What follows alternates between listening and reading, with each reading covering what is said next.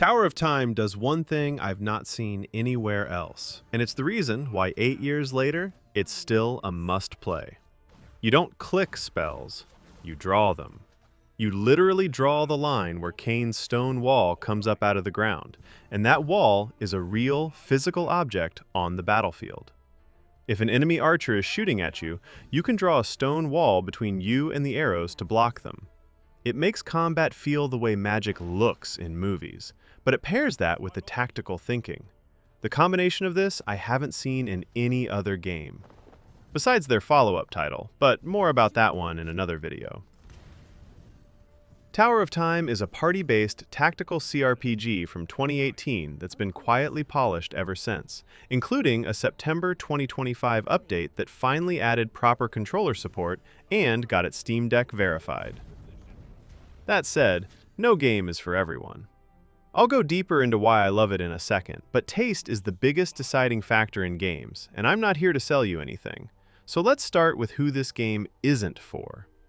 It's not for you if you play CRPGs primarily for the writing, the dialogue, or the roleplay. Tower of Time is a tactics game with CRPG dressing, not the other way around. There's almost no voice acting outside of the narrator, and most of the world is built through lore books you read on the side. Your champions don't really banter on the road either, so the world feels quieter than what you'd get from a Pillars or a Dragon Age. If dialogue and character stories are what pull you into CRPGs, this one will leave you cold. You also shouldn't buy it if wave-based arena combat isn't your thing. Even the people who love this game admit it's a couple of floors too long. On the harder difficulties, individual fights can stretch to 15 or 20 minutes, and the arena objective formula that feels fresh on floor 3 starts to feel routine by floor 9. Quick thing before we move on. I do these concise should-you-buy videos for every major release so you don't have to waste time or money figuring it out yourself. If that's useful to you, subscribing genuinely helps the channel keep going. Let's continue. This game is for you if you love the tactical side of CRPGs more than the story side. Every fight in Tower of Time loads into a purpose-built arena with a specific objective layered on top of just killing things. Sometimes you're racing a timer to destroy enemy spawn portals before reinforcements pour through. Sometimes you're defending mana orbs from 3 sides at once. And you've got arrow time, the slow motion mechanic that you can leave on permanently if you want.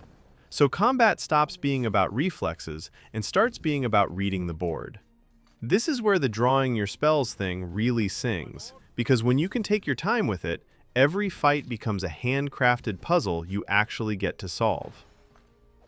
You'll also love this if you like deep build crafting. Every skill has 2 upgrade branches that often transform what the ability does, not just buff the numbers, and you can respec for free anytime. Each hero runs on different resources too, things like Boron using rage instead of mana. And the leveling system is unusual in a way that really changes how you play, because you don't gain XP from kills. You pay gold in the city to train your heroes up, and which heroes you can train at all is gated by which city buildings you've upgraded. So party composition becomes an economic decision. And honestly, you should buy it if you can catch it on sale. It goes on deep discount multiple times a year, routinely in the $3 to $5 range. For 30 to 50 hours of hand-built tactical combat, it's an absolute steal. So that's Tower of Time. If you're hunting for something original and you're not afraid of a game that wears its indie roots on its sleeve, give it a look. And if you liked this kind of breakdown, I've got a should you buy on Pragmata that's another studio taking a real swing at something different. You can find it linked at the end.